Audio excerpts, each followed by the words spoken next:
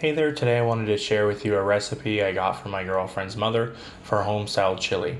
I don't know where she got the recipe from, but it's real simple to make and very tasty, so I thought I would share it with you here today. All the ingredients and measurements that I used in this recipe will be in the description below the video. First, you want to start off by getting a nice size pot, nice and hot, with a little oil in it.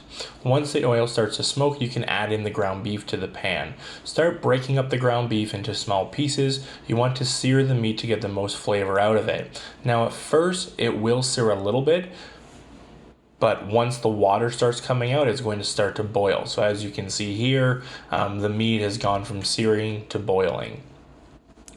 Do not worry, once the water boils away, the meat will start to sear again. As you can see here, it is starting to sear again.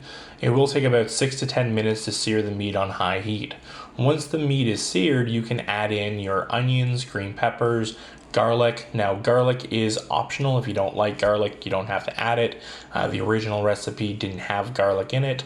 I prefer garlic, so I'm adding it in. Add in the salt and pepper, chili powder, and curry powder.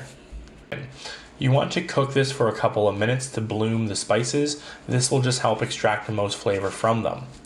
Next, start adding in the canned items. So you want to add in your mushrooms, medley beans, pork and beans and molasses, and your diced tomatoes.